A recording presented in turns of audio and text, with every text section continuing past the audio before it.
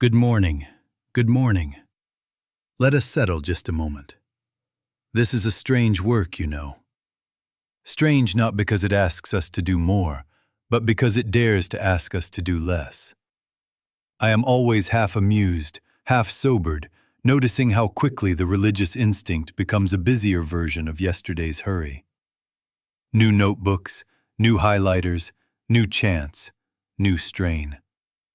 And when I hear that tired breath in the middle of a prayer, or see the furrow between the eyes during a meditation, I wonder, who are we trying to convince? God? Ourselves? Or the clock? We have turned seek first into a sacred hustle. More reading, more techniques, one more system. As if the kingdom were a combination lock and we just haven't spun the dial fast enough. Then we say, why are my demonstrations delayed? Why do results dribble in like reluctant mail? And the answer is simple, but not always pleasant to hear. If seek first feels like strain, we have probably turned recognition into effort. We are paddling hard in circles on the same lake and wondering why we do not reach another shore. Let me say it in one line, and let this one line carry us through our whole time together. Seeking is not searching. Seeking is consenting to presence. Oh, not at all. Not at all is this a scavenger hunt for God. Not at all is this a competition to see who can think the most spiritual thoughts per minute. Seek first is the practice of yielding to what already is, of relaxing the tight fist of a personal mind until there is that inner yes, that quiet click, that awareness. Here, already here. Now someone will say, but if I don't press, nothing moves. I am wondering if we have been trying to move God, and that is why we feel so heavy. Is it possible, just possible, that God has never been the moving target, and it is our agitated sense of separation that runs laps? When seeking becomes recognition, the difference is measurable, and I like that word because it keeps our feet on the ground. Demonstrations become more natural, more timely, and less exhausting. The form of good appears not because we have persuaded a reluctant deity, but because we have stopped resisting what is true by insisting on our outline of how truth must look. You need a sense of humor about this, or it gets grim. I have caught myself piling 3 books beside the bed and then praying to sleep fast so I can wake up early to read about rest. Do you see? The strain masquerading as devotion. Let us correct it at the start. Seek first does not add weight to your shoulders, it lifts it. It does not speed up your mind, it quiets it. The only thing it asks you to do is consent. Consent to presence as already here, already functioning, already enough. And from that consent, right action will have its own rhythm without your whip. Now, since we've taken the weight off your shoulders, let us be very clear about the 2 kinds of seeking that are often confused. One is searching. One is recognizing. They use the same word on the label, but not the same substance in the bottle. Searching is not our way. Oh, not at all. Not at all. Searching is hunting for a distant deity, rummaging through thoughts to find a spiritual needle, chasing a peak emotion as proof of holiness, bargaining with heaven as if God could be coaxed into kindness. Searching is adding up pages read and minutes sat, as if a stopwatch could time the infinite into arriving on cue. Searching has an itinerary, a stopwatch, and a little frown. It says, "Where is God?" and then runs around the room rearranging chairs. Recognizing is another thing entirely. Recognizing is turning within until there is an actual awareness, an inner click, that presence is here. Not a thought about presence, not even a beautiful thought. An awareness. A quiet yes that needs no trumpet, no bargain, no calendar. Recognizing does not try to bring God into the moment. It consents to God as the moment. It does not reach, it yields. It does not measure, it notices. And when it notices, it rests, because what is recognized does not need to be coerced. You can feel the difference. Searching tastes of anxiety and timeline. If I do this 10 more minutes, perhaps by Thursday, I hope. If I keep this up, surely. Recognizing carries quiet authority and immediacy. Here, already, enough. In searching, you are the worker pushing a wheelbarrow up a hill. In recognizing, the hill gently ceases to be a hill. The wheelbarrow quietly puts itself down. You see why strain dissolves? The labor belonged to the belief in absence. Let us give ourselves simple questions that cut straight through the tangle. Ask, am I trying to get somewhere, or am I consenting to what is already where I am? Ask, am I trying to add God to this moment, or notice God as the substance of this moment? If the answer is, I'm trying to get, add, or make, you are in searching. Smile, don't scold, and turn. If the answer is, I'm consenting, noticing, yielding, you are in recognizing. Stay a moment longer, just a breath longer, and let that click become steady. And let's say what it doesn't mean, so we don't wander off. Recognition doesn't mean hunting memories of last Tuesday's lovely meditation. It doesn't mean stirring up a mood, squeezing a tear, or putting on a pious face. It doesn't mean composing better phrases or sweet-talking the sky to release a blessing. Recognition is simpler and therefore harder for the busy mind to trust. Be still enough to register what is already here. Seek me only means exactly that. Me, presence. Not my warmth, not my light, not my gifts. Me. When me is recognized, all that is mine reveals itself without your hurry. Now let us look at the sea in which most of our praying tries to swim. Thought. Not merely sentences, not merely bright ideas about God. Thought as the whole tide of what is seen, heard, tasted, touched, smelled. What is remembered and rehearsed, what is dreaded and outlined, what is scheduled for Thursday and regretted from last year. The headline and the heartbeat, the shopping list and the diagnosis, the texture of the chair, the traffic noise across the street, the sweetness on the tongue, the ache in the knee, the plan, the fear, the proud little narrative of how well we are doing, and the equally proud little narrative of how poorly we are doing. It is a sea because it never stops moving, and if you try to quiet one wave, another arrives, and even your attempt to quiet it becomes a wave. Now we confuse ourselves because we baptize that sea with religious words and then call it prayer. We take concepts of God, we take verses about God, we take very noble affirmations, and we stir them into the water. And it looks spiritual. Oh, it looks very spiritual. But it is still water. Thinking about God is not contacting God. Rehearsing holy phrases is not realizing presence. Thinking won't make this so. Repeating words will not compel the infinite to turn its head and notice our devotion.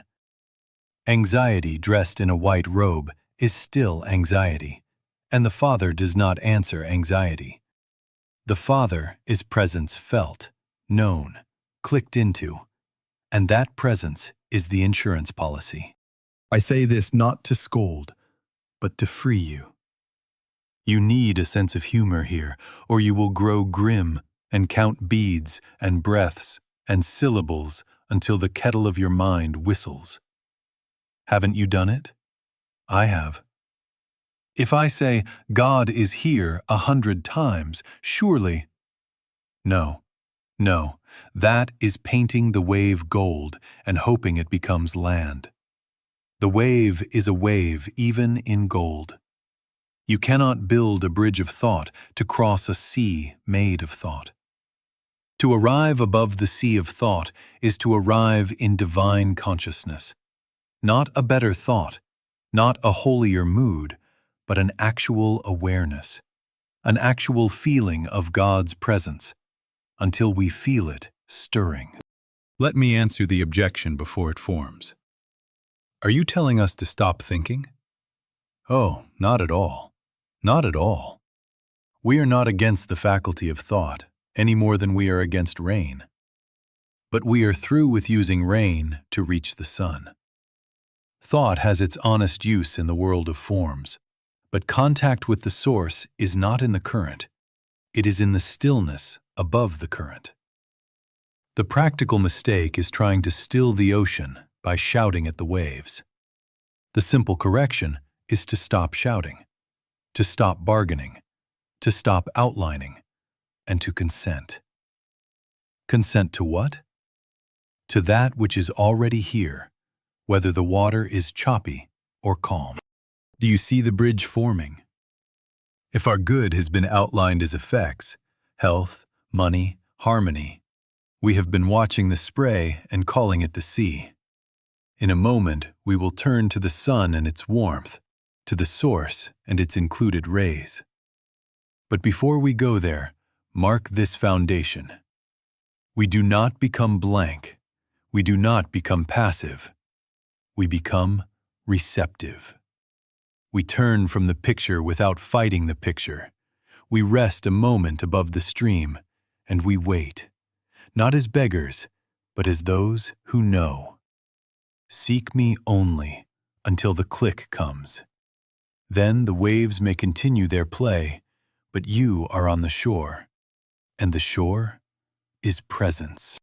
Let us turn now, as promised, to the sun. You can't ask the sun to shine. You can't bargain with it, coax it, flatter it, or shout at it from the shade. But you can bring yourself into that sunshine. And when you do, automatically, without a second prayer, without a second thought, there is light, there is warmth, and, if you stay a while, there is even a tan. You don't pray for a tan. You don't outline the degree of warmth. You do one thing only. You step into the light. The effects are included in the cause. The rays are inseparable from the sun. Translate it now and see how simple this is. Health is not a prize handed out to the devout. Health is the natural radiance of realized presence. Supply is not a bonus for good behavior. Supply is the effortless appearing of form where the one substance is consciously known to be. Guidance is not a private telegram. Guidance is what mind is when mind is recognized as the only mind. Harmony is not a trophy on the shelf of virtue. Harmony is the tone of life when life is consciously present. Seek me only, not my rays, me. And if me is realized, all that is mine is present in the realization as surely as warmth is present in sunshine. Now, let me hurry to remove the misunderstanding that sneaks in while we speak. Does this mean we ignore needs? Oh, not at all, not at all. Does it mean we pretend pain isn't felt? No. We do not deny a human scene any more than we deny that a room is dark. We switch on the light. Recognition is not irresponsibility. It is the end of scattered responsibility. It refuses to treat effects as separate entities to be chased, managed, bribed, or whipped into line. It refuses to stand in the cellar, taking the temperature with 2 thermometers and wondering why there is no sun. We come upstairs, we open the window, we let in what is already shining. When we stop praying for effects, we stop outlining. And when we stop outlining, The right forms appear with less force and fewer detours. Why? Because force belongs to the fear that the sun may not shine unless I push it. Detours belong to the personal mapmaker who will not trust the road already laid. In recognition, action is not erased. Action is clarified. You may find yourself calling the very person you refused to think of an hour ago. You may find the impossible door standing exactly where you ceased hammering on a wall. The bill meets the date. The idea meets the need. The conversation meets the misunderstanding. Quietly, timely, naturally. Not because you muscled matter, but because you consented to mind and let form be its shadow. Do you see how the strain drops? You can rest from weather-making. You can stop composing petitions for rays and step into the sun that never left its post. Seek me only. Let that be the turning of the face, the opening of the window, the coming upstairs. Sit a moment until the click of presence is felt.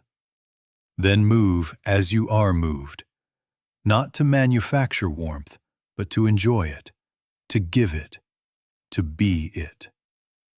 And if, in some hour, the air grows cool and the room seems dim, do not argue with the dimness. Turn again. The sun has not changed. Our direction did. Take a look with me at something so ordinary we miss its lesson. A tumbler. Hold it in mind if you don't have one at hand. Now, where does the outside of the glass leave off and the inside begin? Is there a point where the outside says, I finish here, and the inside answers, I begin here? Are there two glasses, one outside, one inside, or is there but glass? If I ask you to pour me the outside, what would you bring? If I ask you to polish only the inside, do you not touch the same substance? There is but glass. We describe two functions for convenience, inside to contain, outside to be touched. But there are not two substances at odds. There is one. Now bring this home, because here is the whole secret without a drumroll. The relationship existing between God and man is the relationship existing between the substance and its form. There are not two lives, one up there and one down here. There is one life, invisible, infinite, indivisible. And what you call me is the form in which that life shows itself. There are not two presences, presence yonder and a little presence here, trying to wave a handkerchief to be noticed. There is one presence that is your very being. God is our invisible selfhood. We are the externalized form of it. We are only two in function. The secret of life is oneness. At this point, someone gets nervous and says, Are you telling us to run around boasting, I am God? Oh, not at all, not at all. That is the old personal sense dressing itself in a new robe and preening in the mirror. We are not aggrandizing a human ego. We are surrendering it. We are not pinning deity on our lapel like a badge. We are discovering there is no selfhood apart from God to pin anything on. Listen closely. We have nothing of ourselves, but we have nothing less than God as ourselves. The prayer now becomes the realization that where God is, I am. Not a private, puffed-up I, but the I that is God's own self appearing as individual being. If you need a little humor to keep it from becoming solemn, picture the business card that reads, John Smith, God. Now put it away. That joke saves you from a very serious mistake. Do you see how this tumbler rescues us from strain? If there are not two substances, what exactly is doing the seeking? If there is only glass, is the inside scurrying to find the outside? Hardly. If there is only presence, The picture of a little seeker racing after a big God is a dream in a restless nap. Effortful seeking is the attempt of a false I, an imagined separate self, to reach a source it has placed somewhere else. It can never arrive because it begins from what isn't. Recognition begins from what is. Where God is, I am, is not a slogan. It is an arresting of the flight. It stops the runner, turns the face, and reveals that the ground beneath the feet and the air around the head are the same presence that seemed missing. Seeking becomes exquisitely simple when we stop believing there is a me outside the presence I'm seeking. Then the only movement left is consent, and in that consent, the click of awareness answers without distance. Hold that, because in a moment, we will take the next honest step. If the only distance is that little I pretending to be a part, then the gentle arc before us is the daily letting go of that pretender. Not asceticism, not a gloom, a cheerful surrender of the seeker so that the one substance may live its own life as you, unopposed, unhurrying, unafraid. Where God is, I am. And from that oneness, demonstrations do not have to be muscled. They appear as naturally as water takes the shape of the glass. Now comes the part that is both tender and a little embarrassing, because it shows us where our polished shoes have been tracking the mud. The personal I loves to become a spiritual achiever. It will put on a white robe over yesterday's business suit and say, "Watch me seek, watch me progress, watch me get results." The same I that once chased dollars now chases demonstrations. The same I that once counted sales now counts meditations. And if we are not smiling at that, we had better. Otherwise, we will make a religion out of report cards.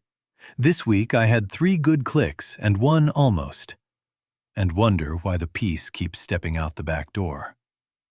The seeker who seeks as a separate someone is the only distance. The moment that I retires from being the reacher, the distance is gone because there was never a place to reach.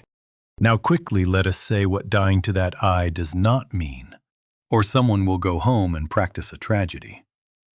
It does not mean neglecting life. Oh, not at all, not at all. It does not mean losing your sparkle, your humor, your music, your craft. It does not mean becoming useless, passive, a puddle on the sofa, waiting for manna to float down the chimney. It does not mean refusing to decide what to have for supper. Dying to I means only this: removing the claim of a separate center that authors, owns, and guarantees outcomes.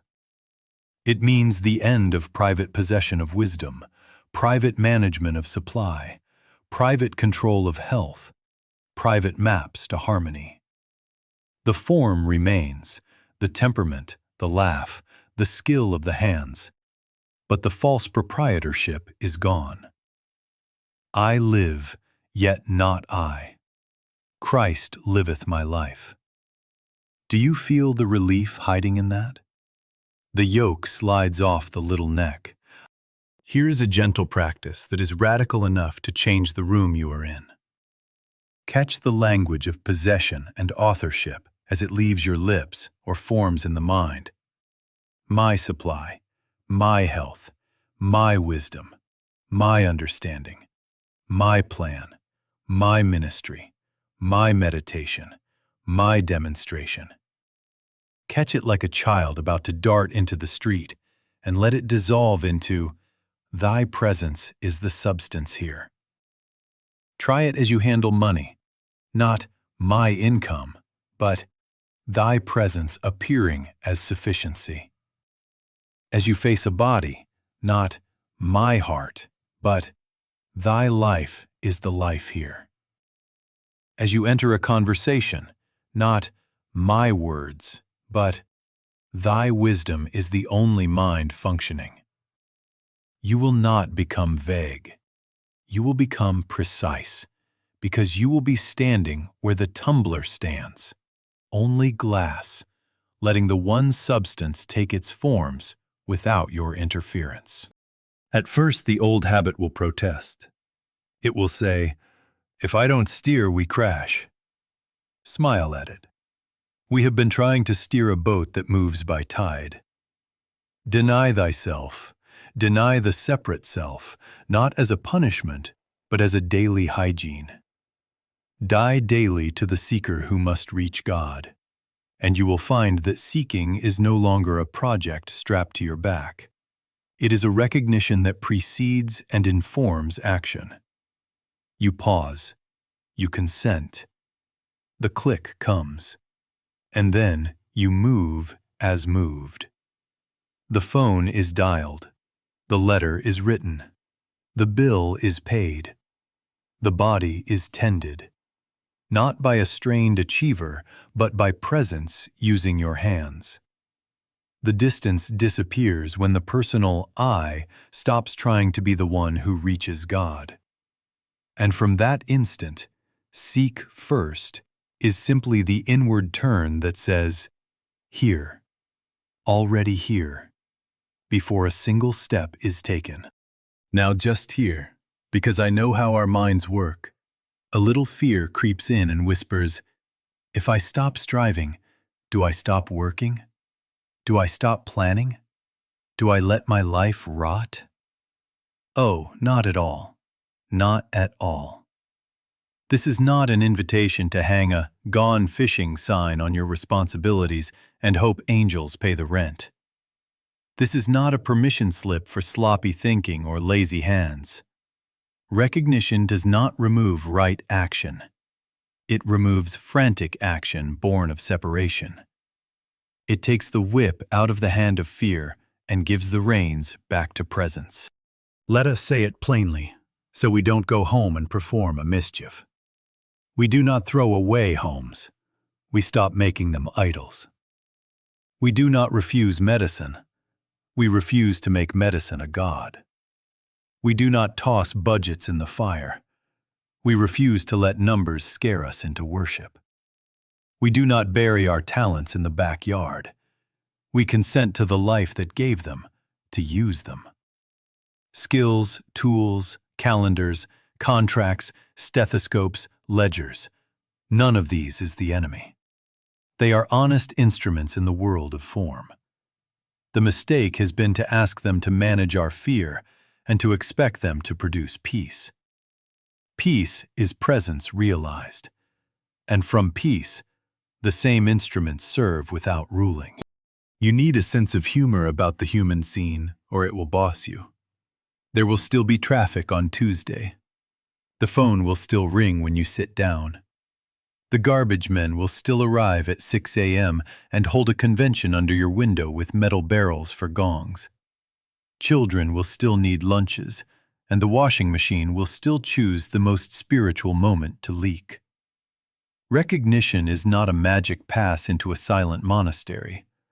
Recognition is learning to turn within right in the clatter, to let the clatter be what it is without giving it jurisdiction over your center. You will keep appointments, you will write emails, you will meet deadlines. Only now, the doer is not a frightened I trying to push the world uphill. The doer is presence appearing as your intelligence, your phone call, your step onto the bus. Do we plan? Certainly. But notice what changes. Planning is no longer a hedge against a hostile universe. It is a way presence arranges its appearing at 9 o'clock rather than 9:15. Do we work? Of course. Work ceases to be penance and becomes expression, service, craft. Do we rest? Yes, and rest is no longer collapse, it is consent.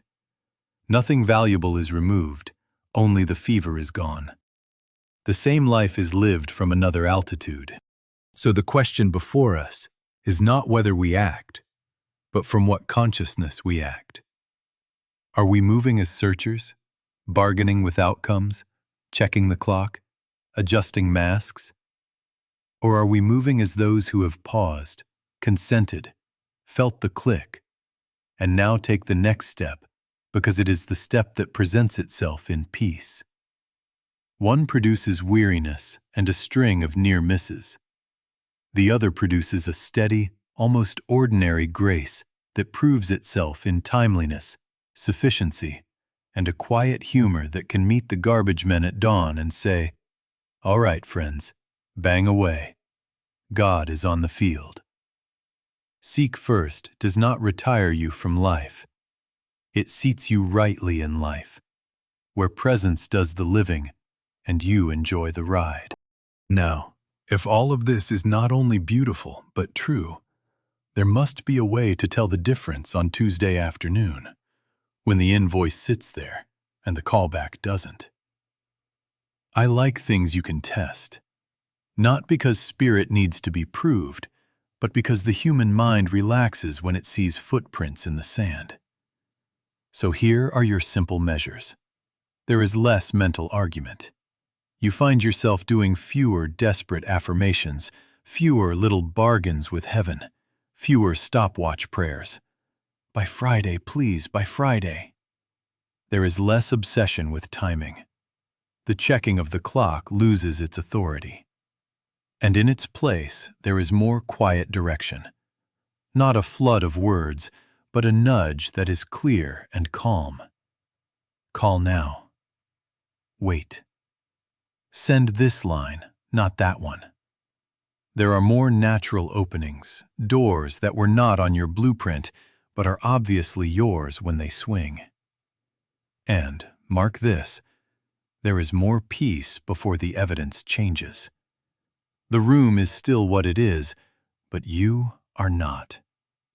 The click comes, and the temperature of consciousness changes first. The thermometer of conditions follows without your tapping it against the sink. Here is the paradox that will save you years. We gain mastery of conditions by giving up slavery to conditions.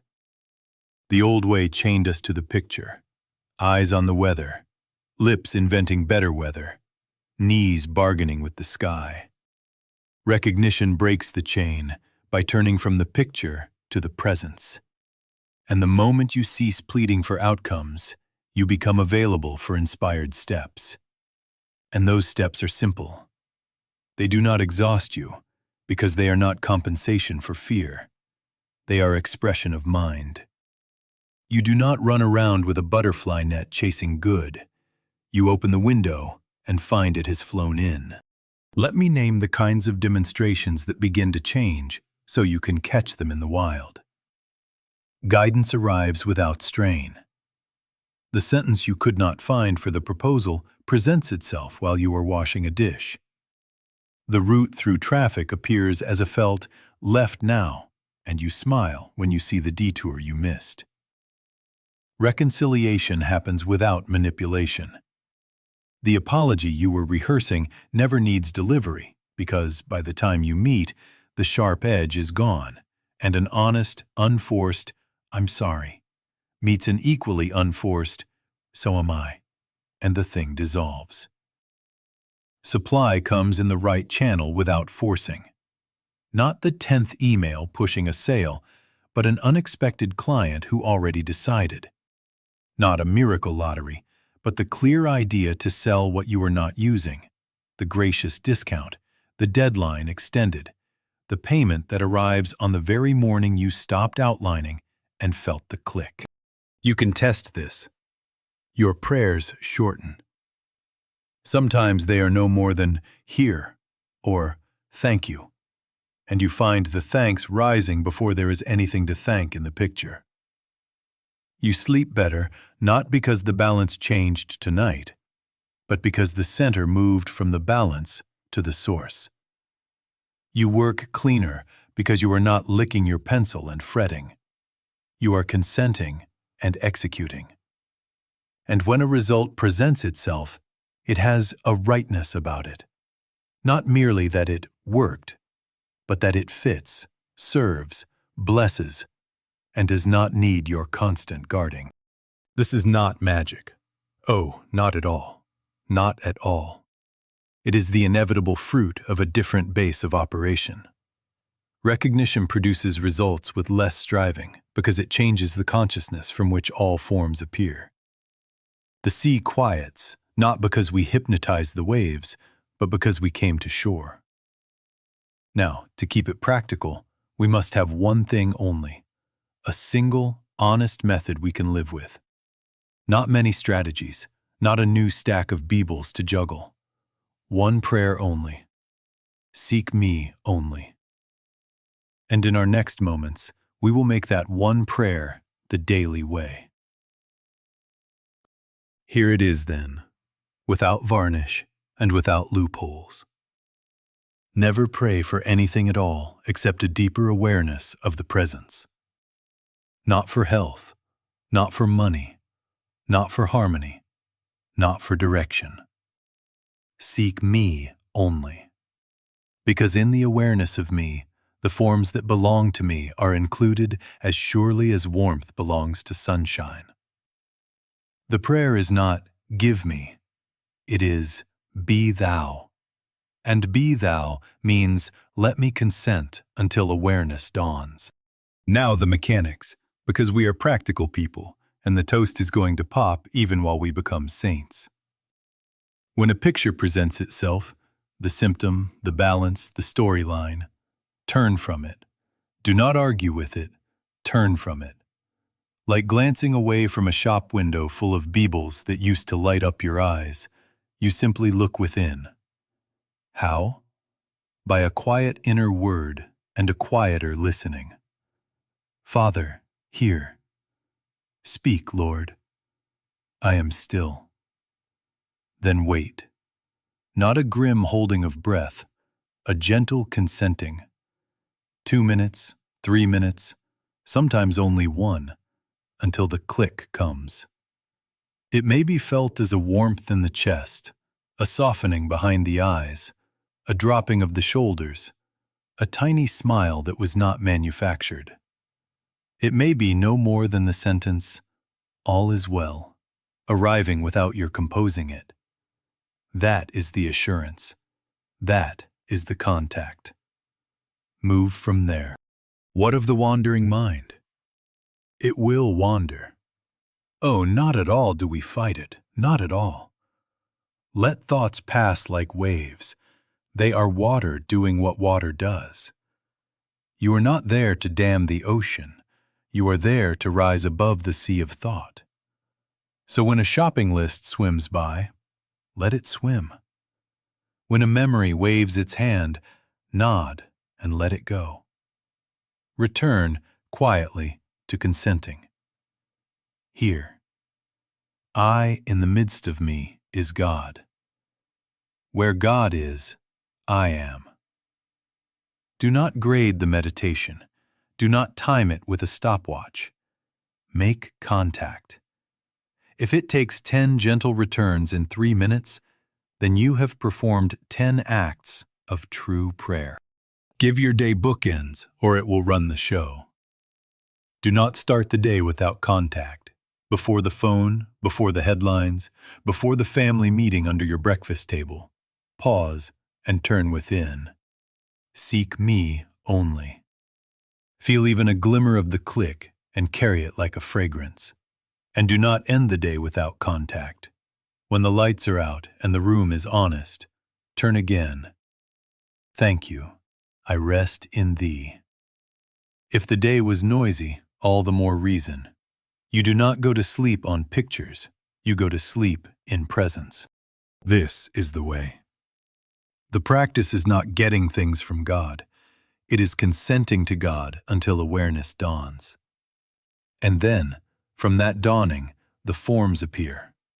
Quietly, rightly, in their time, while you remain where you belong, in the presence that needed no chase to be found. Seek me only. Seek me only. Now, because we are honest about Tuesdays, let us carry a small tool in the pocket. A spiritual bubble detector. A bubble is anything to which we attach undue importance. The outcome we must have by 5 o'clock. The yes we must extract from a voice. The number that must show up on a screen. The reputation we must polish like the good silver for guests who are late anyway. And you can hear it in yourself when it happens. The breath shortens a little. The mind begins composing 3 emails at once, and none of them are kind. You start a prayer in presence and end it as a weather report with demands. That is a bubble. Give the mind a toy with a funny name, and it loses some of its power. I like the sound of it, a little round word you can roll around in your mouth. When you catch yourself leaning over the edge of prayer to peek at results, how are we doing? Is it working? Say it gently, even with a smile. Wait a minute, that's a bubble. The spell breaks. The bargaining stops mid-sentence. Then add, I'm not seeking effects. I'm seeking the source. Feel what happens. The grip loosens. You can even hear the shoulders drop a notch. Follow it with, let me return to the click. And turn within a moment, not to fix the bubble, but to consent. 2 breaths of, here, thank you. You have risen again above the sea of thought. Watch how Beebles hijack prayer. You begin, Father, here. And in 30 seconds you are outlining shipment dates, rehearsing what you'll say if they refuse, adjusting your tone from spiritual velvet to professional granite. Recognize it. Tap the Beeble on the head and come back. Seek me only. Use it at the desk. This launch, this signature, this number, Beeble. Use it at the doctor's office. This label, this timeline, Beeble. Use it in conversation. This need to be right. Oh, that is a shiny Beeble. The point is not to despise the human picture. Oh, not at all. Not at all. The point is to remove its false throne before we kneel to it and call the kneeling prayer. If you like steps, here are 3 you can manage while the toast pops. 1. Name it. That's a bull. 2. Redirect. I'm not seeking effects. I'm seeking the source. 3. Return. Let me feel the click. Even 10 seconds is enough to change the base of operation. You will notice how often the right word, the timely email, the clear wait, or the simple yes appears after that tiny turn, not before. And if the mind rushes back with its stopwatch, call it again. Another bull, friend, and turn once more. We are going to meet pressure, illness, money, conflict. The old habit will raise its voice and shout, chase the outcome. This little detector is your gentle bell. Hear it, smile, and step back into presence before the chase becomes a prayer.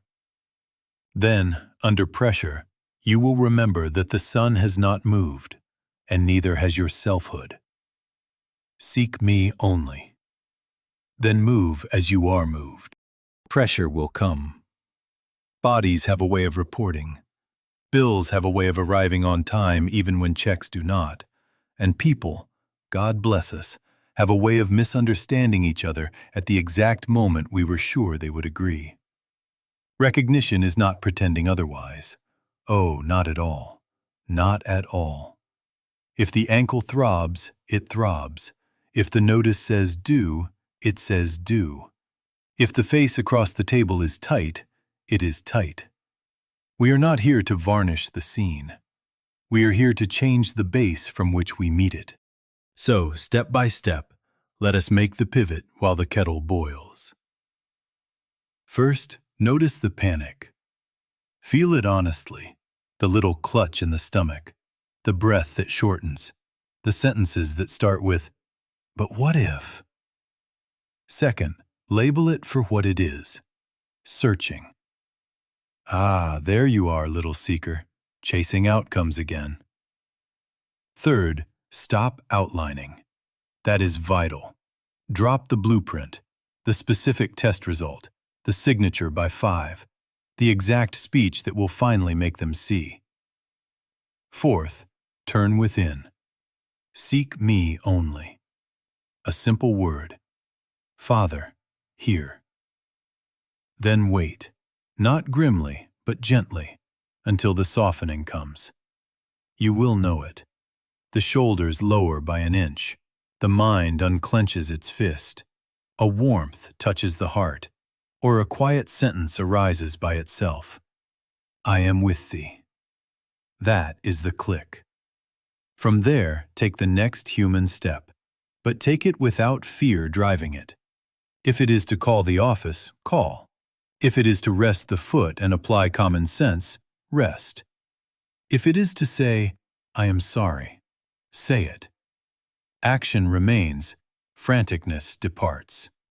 Now about insurance, because some of you are wondering if presence is a kind of spiritual policy with guaranteed weather. Presence is the insurance policy, but not in the way the old self bargains for. It does not guarantee you control of every event. It guarantees you are not alone in any event, not separate, not unguided. It guarantees that wisdom is present as your wisdom, love present as your love, sufficiency present as your sufficiency, whatever the picture of the hour. Sometimes the sea quiets at once. Pain fades, payment arrives, tempers dissolve. Sometimes the form plays out for a season. There is a procedure, there is a payment plan, there is a hard talk. But the fear that poisons it is gone, and in its place is a rightness, a guidance, a provision that meets you step by step. God is on the field, and where God is, I am. You need a sense of humor under pressure, or you will turn holiness into a headache. The mind will try to sneak in with a stopwatch, even while you are saying thank you. Smile and say, bubble. Then return, here. Do you deny the symptom? No, you deny its jurisdiction. Do you deny the invoice? No, you deny its authority to dictate your peace. Do you deny the conflict? No, you deny the necessity of winning a war in order to be whole. Recognition under pressure is precisely this: refusing to outline. Resting in presence, rising above the sea of thought until assurance dawns, and then moving as moved. And once you learn this pivot for yourself, you will see the next inevitability. You can turn in the very same way for another. Not to fix them, not to pry them like a lid you cannot open. To recognize in quiet that the same presence is their life, their wisdom, their sufficiency. That is where we are going next.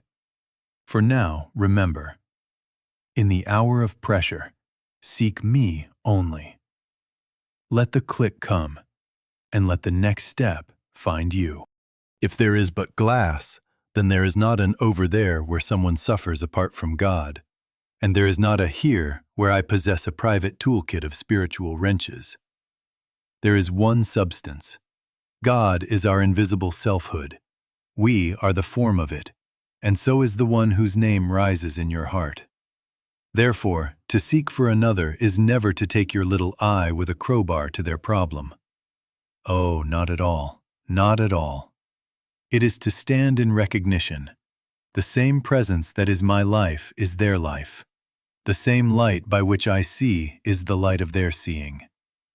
In that recognition, blessing flows without strain, because there are not two beings, helper and helped. There is one being revealing itself in two functions. Let us define by the gentle negatives that save us from old habits. Seeking for another is not mental coercion. No psychic pushing, no silent commands, no, now be good by Tuesday at 4. It is not emotional worry with a halo on it, wringing the hands inside while calling it love. It is not rehearsing their trouble until the storyline is memorized better than their birthday. It is not diagnosis, not verdict, not a private court that sentences them to a hopeful future on your terms. All of that is the sea of thought. And you know by now that no amount of thinking, even spiritual thinking, produces contact. Turn from it. Here's the simple pattern. Turn within as soon as the name appears. If you wish, speak it softly. Father, reveal thyself as the life of this one. Or, where God is, you are. Then be still. Do not watch the clock. Do not peek at outcomes like a child lifting the pot to see if the soup is boiling.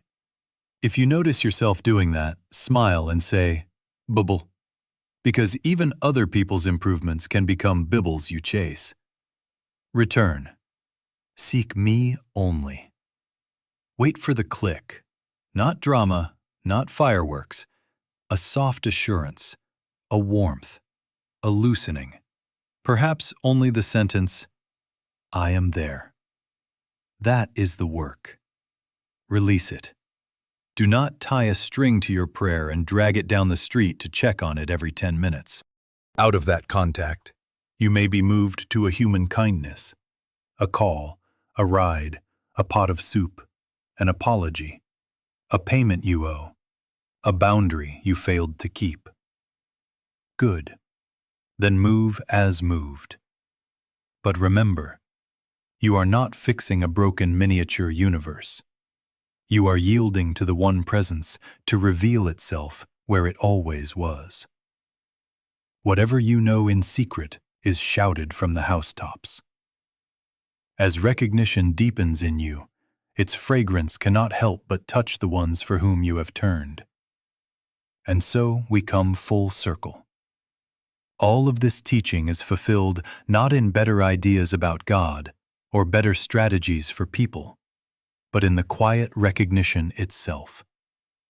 In a moment, we shall be still together, not to improve anyone, not even ourselves, but to consent to the presence already here, already there. One life, one light, one love. Then we will let the next step find us. Let us be still a few minutes, not to become holy, not to get results, not to hunt a feeling. Oh, not at all, not at all. Simply to consent to what already is. If you like, let the hands rest. Let the breath do as it does without your management. And let the weight of the body be exactly where it is. Chair, floor, cushion. No argument. We are not pushing anything away. We are rising above the sea of thought. Notice the sounds. Near, far. The ordinary hum of a room. A rumble in a tiny smile that you didn't put on. That is enough. If all that comes is a simple quiet, that is enough. Presence does not arrive. Presence is. We are the ones who arrive by consenting. Let the old outline pass by and wave to it kindly. Bibble, you can say, if you like the toy. And return, "Seek me only." Again, "Seek me only." Feel how the words are not a demand, but a recognition, like noticing sunlight on a table that was already bright. Seek me only. Seek me only. And all these things are added. Not added by our tugging, but included in the very nature of the source we are consenting to. Rest there a moment. No clock, no report card. Just the fact. Where God is, I am. Where I am, God is. The sea of thought moves as it will. We are not in it now. We are aware of that which is before thought, after thought, beneath all pictures. That presence is the insurance policy.